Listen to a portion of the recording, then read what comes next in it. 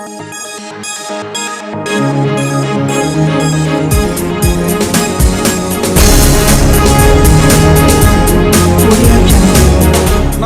मैं पंकज राज। हमारे समक्ष आज उपस्थित हैं जीत कुमार जी, जो वार्ड नंबर 13 के हैं, वार्ड पार्षद। मैं उनसे कुछ वार्तालाप करूंगा, उनके बारे में जानूंगा कि अपने क्षेत्र, अपने लोगों के लिए क्या क्या किए हैं। सर, जनता की आवाज़ न्यूज़ 24 में आपका स्वागत है। धन्यवाद। सर, मेरा पहला सवाल सर ये है कि आप जिस ओहदे पे हैं, जिस पोस्ट पे हैं, आप सर अपने क्षेत्र, अपने लोगों के लिए सर क्या क्या किए, उसके बारे में थोड़ा बताइएगा सर। हम 2012 में जनता के द्वारा चुन के वार्ड काउंसिलर प्रतिनिधि के रूप में 2012 में जो वार्ड का स्थिति था, वो हम जब वार्ड में घूमने लगे तो लोगों से पता चला कि जब घूमते थे तो बोलते थे कि अभी तक कुछ नहीं हुआ है। जब हमने काम करना शुरू किया तो लोग कहते हैं कि ये आज़ादी के पहले जो स्थिति था वही स्थिति 2012 तक था, और आप आए और इस चीज़ को बहुत अच्छे तरीक़ा से कर रहे हैं और बहुत बढ़िया काम कर रहे हैं। हम लोग को तो कभी लगता ही नहीं था कि ये मेरा रोड बनेगा, नाला बनेगा, या पटना नगर निगम क्या होता है हम जानते ही नहीं थे। ऐसा पब्लिक का कहना है। सर, आपके एरिया में कितने सर ये क्या कहते हैं, जो ये राशन कार्ड का फॉर्म मतलब फिलअप किया गया था, और सर कितने सर आया सर, और कितने लोगों को ये अपना सर ये राशन कार्ड सर वितरण किए हैं? राशन कार्ड का फॉर्म हमारे यहाँ लगभग 2200-2250 आपदा विभाग के पोर्टल पर लोड हुआ है, जिसमें से राशन कार्ड, जो हमारी जानकारी है, राशन कार्ड आया 510 में से भी बहुत सा लोगों का जो है किसी का फतुआ है, किसी का जहानाबाद है, किसी का कहीं है। और सबसे बड़ा जो टूटी है राशन कार्ड में वो है जो 5 परिवार का हमने नाम दिया है, वहाँ से राशन कार्ड बन के आया है, उसमें एक ही परिवार का नाम है, 2 ही परिवार का नाम है। वहाँ लोग राशन लेने जा रहे हैं, तो वहाँ पॉस मशीन पर शो कर रहा है 1 ही आदमी का, 2 ही आदमी का, और 1 ही 2 आदमी का राशन दिया जा रहा है। बहुत सा लोगों का तो नाम ही शो नहीं कर पा रहा। इसकी लिखित शिकायत हमने पटना एसडीएम को दिया है, और इस लिखित शिकायत माननीय मुख्यमंत्री तक हमने इसका चिट्ठी लिखा है। जो अभी बोलिएगा तो मेरे पास वो चिट्ठी है, आपको वो चिट्ठी दिखाएंगे, लेकिन अभी तक कोई कार्रवाई नहीं हुई है। जो एसडीओ साहब है उनका नाम बताइएगा सर।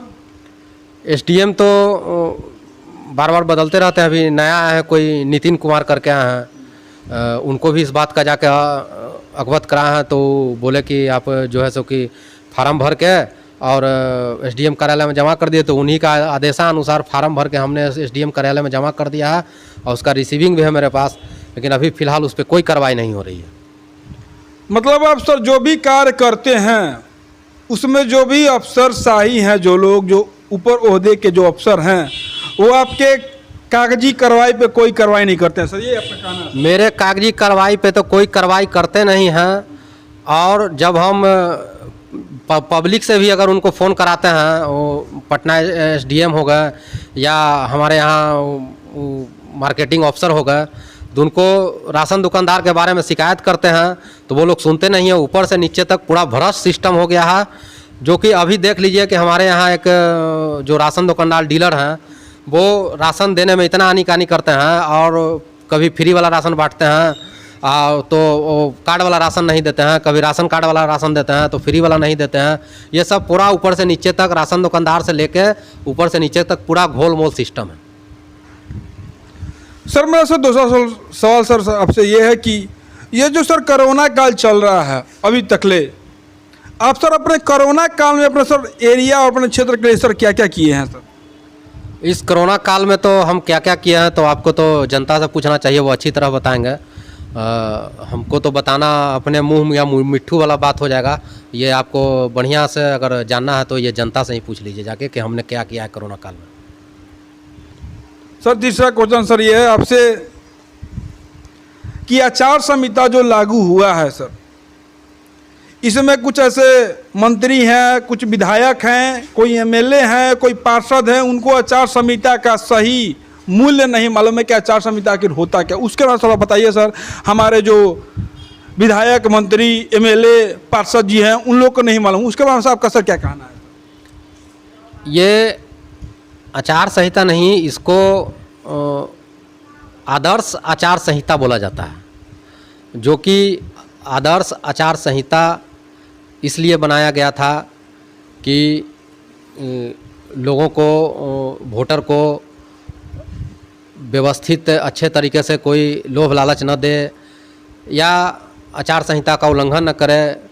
अभी जैसे कोरोना काल में है कि आप भीड़ भाड़ लेके नहीं चल सकते हैं, तो अमूमन या तो विधायक या विधायक के जनप्रतिनिधि हैं उनको मालूम नहीं है या जानबूझ के आदर्श आचार संहिता का उल्लंघन करते हैं ये लोग। उन पे सर कार्रवाई होनी चाहिए या सर नहीं होनी चाहिए सर? एकदम, जो भी आदर्श आचार संहिता का उल्लंघन करते हैं उन पे सख्त कार्रवाई से कार्रवाई होनी चाहिए। अभी सर मैंने सर कुछ दिन पहले ही सर बताया रहा था सर, ये संजीव चौरसिया जो बीजेपी के जो विधायक है 181 क्षेत्र विधानसभा, वो सर अभी वो सम्मेलन करते हुए पकड़े गए। जब मैं उनसे पूछा कि ये सर आप क्या कर रहे हैं, आचार संहिता का उल्लंघन कर रहे हैं, तो सर वो उन्होंने बोला कि नहीं मैंने ऐसा कुछ ये नहीं किया, बट सर पब्लिक से मैंने जब राय जाना तो बोले कि नहीं ये तो आचार संहिता का उल्लंघन हो रहा है, फिर भी वो सर उन पे उनका राय नहीं था। सर आपका इस पर क्या विचार है सर? अब संजीव चौरसिया हमारे माननीय विधायक हैं, पढ़े लिखे आदमी हैं, अब शायद उनको ज्ञान है कि नहीं है, या ज्ञान होते हुए भी इसको छिपाने का काम कर रहे हैं। आचार संहिता, आदर्श आचार संहिता जो होता है वो रोड पे भीड़ लगा के आप नहीं कुछ कर सकते हैं। और बहुत सा आदर्श आचार संहिता के मामले में बहुत सा धारा और एक्ट है, और उसमें बहुत सारा ऐसे वर्क है जो आप नहीं कर सकते हैं। अगर भूलवश हो गए तो इसका कोई कारण है, अगर जानते बूझते कर रहे हैं तो ये तो अपराध है। सर मेरा सर तीसरा क्वेश्चन सर आपसे ये है कि बेरोजगारी का मुख्य कारण क्या है सर? शिक्षा या सर पॉपुलेशन या आबादी? देखिए, बेरोजगारी का मुख्य मुद्दा है हमारे यहाँ जो है, एक भी कारखाने और फैक्ट्रियाँ नहीं हैं जिससे मज़दूर आए दिन पलायन करते हैं। दिल्ली है, मुंबई में है, महाराष्ट्र में है, गुजरात में है। अगर हमारे यहाँ पहले से भी हमको तो मालूम है, जहाँ तक सुना है कि 7 या 8 चीनी मिलें थी, वो भी बंद पड़ी है। अगर उसको भी चालू कर दिया जाए तो कुछ हद तक बेरोजगारी दूर होगा। और सरकार को चाहिए कि कारखाने फैक्ट्री लगाने का बंदोबस्त करे, जो कि पलायन इससे रुक सके और मजदूर वर्ग के लोग, गरीब वर्ग के लोग अपने राज्य में ही अपना काम करें और सुख शांति से रहें। सर जो गरीब स्तर के लोग हैं, जो आज खाते हैं कल के लिए सोचते हैं कि हम कल क्या खाएंगे, उनके लिए माननीय नीतीश कुमार जी जिसकी सरकार एनडीए की है, वो सर क्या किए हैं सर गरीब स्तर के लोगों के लिए? देखिए, सरकार तो अपने तरफ से इम्प्लीमेंट कर देती है कि जैसे मान लिए कि हाल ही में हुआ कि अति पिछड़ा वर्ग के लोगों को 10 लाख रुपया तक के लोन सहायता मिलेगा रोजगार करने के लिए, लेकिन वो फाइलें तक ही सीमित रह जाती है, क्योंकि लोग दौड़ते, इतना इसका प्रक्रिया हार्ड होता है कि लोग दौड़ते रह जाते हैं लोन के लिए, और जब प्रोसेस में भी चल जाते हैं तब बैंक आनाकानी करती है देने में, जिससे ये प्रभावी तरीके से लागू नहीं होता है और रोजगार नहीं कर पाते हैं लोग, और ये फिर वही ढाक के 3 पात का ये हिसाब है। मतलब सर आपका कहना है कि ये जो कागजी कार्रवाई, बस कागजी कार्रवाई ही तक रह जाती है, उससे आगे इसका कोई मतलब विलम्ब नहीं है सर? आगे अगर गरीब जनता अगर आगे बढ़ती भी है लोन लेने के लिए कि लोन लेके हम अपना रोजगार करेंगे, बेरोजगारी को दूर करेंगे, लेकिन इसका प्रक्रिया इतना सरल नहीं होता है। जो पढ़े लिखे आदमी हैं या जो अपना प्रक्रिया करा भी लेते हैं, तो इस पर से एक और प्रक्रिया है कि बैंक नहीं देना चाहती है लोगों को पैसा। जब बैंक नहीं देगी लोगों को पैसा, बैंक के द्वारा ही मिलना है, जो भी लोन प्रक्रिया, लोन प्रोसेस लेना है तो बैंक के द्वारा ही मिलना है, बैंक नहीं देना चाहती है। अभी क्या कारण है, सरकार क्या अपना अमेंडमेंट करके योजना निकालती है, योजना बनाती है, वो तो सरकार ही जाने। और अगर बेरोजगारी को दूर करना है, सही में लोन प्रक्रिया में जाना है, लोन दिलाना है गरीबों को रोजगार देने के लिए, तो इसमें सरकार को सरल प्रक्रिया अपनानी होगी और बैंक पर सख्त कार्रवाई कर लोगों को पैसा रोजगार के लिए मुहैया कराना होगा। सर आपसे मेरा सर नेक्स्ट सवाल सर ये है कि ये 2020 में जो इसमें एक चीज़ और बताना चाहते हैं पंकज जी, एक बैंक नहीं देना चाहती है। बैंक अगर सरकार अगर इम्प्लीमेंट कर रही है किसी योजना का कि भाई हम आपको लोन देंगे, आप बिजनेस कीजिए, बेरोजगारी दूर कीजिए, या अभी हमारे देश के प्रधानमंत्री नरेंद्र मोदी जी ने जो आत्मनिर्भरता का ये स्लोगन दिया है, आत्मनिर्भरता का जो चलाया है, इसमें हमारा कहना ये है कि आप ठीक है, आप योजना निकाले हैं, योजना चलाइए, बहुत अच्छी योजना है, लेकिन इसको ज़मीनी स्तर पर देखिए। ज़मीनी स्तर पर ये देखिए कि आपको ये रोज़गार आत्मनिर्भरता का या लोन से भी जो लोग लेके रोज़गार करेंगे, उसको सरकार को अपने ऊपर जवाबदेही या जिम्मेवारी लेनी पड़ेगी कि आपका पैसा जो है सो नहीं डूबेगा, और इस पैसे का जवाबदेही या जिम्मेवारी मेरी होगी, इस पैसे का सरकार जवाबदेही जिम्मेवारी लेगी, तभी जाकर के ये सब चीज़ धरातल पर उतरेगी, अन्यथा कभी नहीं उतरेगा। सर ये जो 2020 में बिहार विधानसभा का जो चुनाव होने वाला है सर, इसमें सर आपको सर क्या लगता है, कोई सर नया चेहरा देखना चाहते हैं या सर वो जो पुराने चेहरा हैं माननीय नीतीश कुमार जी, आप उनको देखना चाहते हैं? इस पर सर आपका क्या विचार है? देखिए, माननीय नीतीश कुमार जी बहुत अच्छे मुख्यमंत्री हैं और बिहार को आगे ले जाने का काम किए हैं, लेकिन अब थोड़ा सा वो सेठिया गए हैं, जो कि आपको अभी देखिए, आपकी क्राइम जब वो आए थे तो सुशासन बाबू के नाम से जाने जाते थे क्राइम रोकने का कारण। अभी क्या ऐसा कारण है कि क्राइम पिछले जो जंगल राज को याद दिलाता है, जो कि वो बोलते थे जंगल राज करके अपना सत्ता लाए हैं, और फिर वही स्थिति है, जंगल राज वाली स्थिति है। आखिर क्या कारण है, क्या नीतीश जी की मजबूरी है कि फिर से क्राइम इतना बढ़ा हुआ है, लोग सुरक्षित अपने आप को असुरक्षित महसूस कर रहे हैं?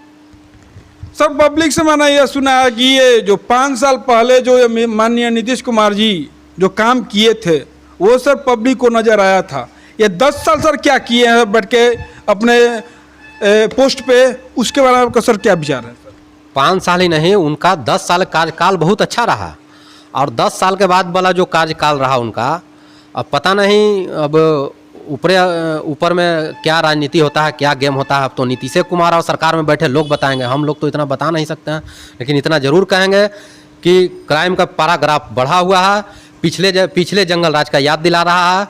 इस पे नीतीश कुमार को अभियम संज्ञान लेकर क्राइम को रोकना होगा। जो आप सुशासन बाबू कहलाते हैं, जो पूरे देश दुनिया में नाम है सुशासन बाबू का, वो आप जो पहले काम किए अब नहीं कर रहे हैं। सुशासन बाबू, नीतीश कुमार जी माननीय मुख्यमंत्री जी से मेरा आग्रह होगा कि जो पहले का जो आपने पहला बार 2005 में जब मुख्यमंत्री बने थे, उसके बाद सुशासन पर इतना जो काम किए, अब क्या हो गया, आप क्यों जनता को बलगला रहे हैं, ये समझ में नहीं आ रहा है। क्या मजबूरी है आपको बताइए, और क्राइम कंट्रोल पर अपना फिर से लगाम लगाने का काम कीजिए। पहले वो स्पीडी ट्रायल चलवा के अपराधियों को सज़ा दिलवाते थे, अब क्या कारण हो गया कि अपराधी सर चढ़ के बोल रही है और क्राइम का ग्राफ बढ़ता ही जा रहा है, रुकने का नाम नहीं ले रहा है। ये जो सर अफसरशाही सर जो बिहार में बढ़ चुका है सर, ये आम जनता की सुनवाई नहीं होती है। मतलब कभी भी कोई पब्लिक जाता है अफसर के पास तो वो कुछ करने के लिए घूस लेते हैं या कुछ करते हैं। सर अफसरशाही सर बढ़ने का सर मेन मुद्दा सर क्या है, इस पे सर आपका क्या विचार है? देखिए, अफसरशाही बढ़ने का मुख्य मुद्दा है कि जो हमारे माननीय मुख्यमंत्री सुशासन बाबू हैं, वो अफसर लोगों को इतना ज़्यादा पावर दे दिए हैं, मन बढ़ा दिए हैं कि अफसर लोग बिना घूस लिए हुए कोई काम नहीं करते हैं, और घूस दिला के बाद भी अगर आप उन पर प्रेशर बनाइएगा तो सीधे कहेंगे कि ज़्यादा करोगे तो FIR होगा, जेल चले जाओगे, इसलिए आराम से शांति से काम करो। सर लास्ट क्वेश्चन साहब से यह मेरा है कि माननीय नीतीश कुमार जी का एक स्टेटमेंट है कि जो गरीब स्तर के लोग हैं, जो ST SC जो अति पिछड़े, उनके घर में किसी की हत्या हो जाती है, मर्डर हो जाती है, तो उनको सरकारी नौकरी मुहैया कराई जाएगी। सर मेरा सर पूछ रहा आपसे सर ये है कि सर मरने के बाद ही सर इनको सरकारी नौकरी मुहैया क्यों कराई जाएगी ST SC लोगों को, सर जीते जी सर क्यों नहीं? इस पर सर आपका क्या विचार है? देखिए, बात तो वही हो गई कि खाया पिया कुछ नहीं और गिलास तोड़ा 12 आना। जो माननीय मुख्यमंत्री जी ने, ठीक है, अच्छी योजना है कि सरकारी नौकरी देंगे, लेकिन मरने के उपरांत ही सरकारी नौकरी देंगे, इससे अपराध बढ़ेगा। माननीय मुख्यमंत्री जी को अब विलम्ब संज्ञान लेना चाहिए और ये सब चीज़ को वापस लेना चाहिए, और इससे क्राइम बढ़ेगा और SC ST लोगों में बहुत ही नकारात्मक प्रभाव जा रहा है। इस सब चीज़ से बचना चाहिए और लोगों को रोज़गार ही, नौकरी ही देना है तो अच्छा से दीजिए, सभी को दीजिए। उच्च वर्ग के भी लोग गरीब हैं, निम्न वर्ग के भी लोग, अति पिछड़ा वर्ग के भी लोग गरीब हैं, SC ST के भी लोग गरीब हैं, लेकिन ये हमारे समझ से बाहर की चीज़ है कि उनको हत्या हो जाएगा तब नौकरी देंगे। इससे तो हत्या बढ़ेगी, अपराध बढ़ेगा। सर आरक्षण का सर मूल मंत्र क्या है सर? आरक्षण का मूल मंत्र है जो दबे कुचले लोग हैं, जिनको लोग अछूता की नज़र से देखते थे या बहुत गरीबी हालात से गुजर रहे हैं, पढ़े लिखे नहीं हैं। आरक्षण मूल मुद्दा था उन्हीं को देना, लेकिन आज तो आरक्षण के नाम पर लूट खसोट हो रहा है, आरक्षण के नाम पर लोगों को बरगलाया जा रहा है। और आरक्षण दिया गया था कि लोग अपना गरीबी वर्ग से उठें, लोग शिक्षा प्राप्त कर सकें, अच्छे जगह पर शिक्षा जाके लें, लेकिन आरक्षण का अब घोर दुरुपयोग हो रहा है और आरक्षण नाम की अब कोई चीज़ रह नहीं गई है। आपने सुना, सर ने अपने क्षेत्र में लोगों के बारे में बताया कि इनके कार्य से पब्लिक संतुष्ट है। नल जल योजना का ये इन्होंने किया, रोड बनवाए, नाली बनवाया, बिजली लगवाया। कोरोना काल में इन्होंने अपने पब्लिक के लिए अनाज, सैनिटाइजर, साबुन, मास्क, हर वो चीज़ वितरण किया। इनके कार्य से पब्लिक संतुष्ट है। और जहाँ तक बात है अफसरशाही की बात, ऊपर से लेके नीचे तक, एक चपरासी से लेके बड़े ओहदे तक सारे के सारे करप्ट हो चुके हैं। माननीय नीतीश जी से यही अनुरोध है पब्लिक का कि अफसरशाही कम कीजिए और जो भी कार्य है उस पर ध्यान दीजिए। जैसे बेरोजगारी, जो गरीब लोगों के स्तर, जो गरीब स्तर के लोग, उन पे ध्यान दीजिए, बट ऐसा सरकार कर नहीं रही है। इस बार जिसकी भी सरकार बने, यही अनुरोध है कि बिहार के लिए कुछ नया कीजिए, कुछ काम कीजिए, बिहार के लोगों को लिए दिखाइए कि हम ये काम किए हैं, तब जाकर पब्लिक आपको, सरकार के प्रति उनका विश्वास बढ़ेगा। जनता के आवाज़ में बात करने के लिए सर बहुत बहुत धन्यवाद। धन्यवाद पंकज जी।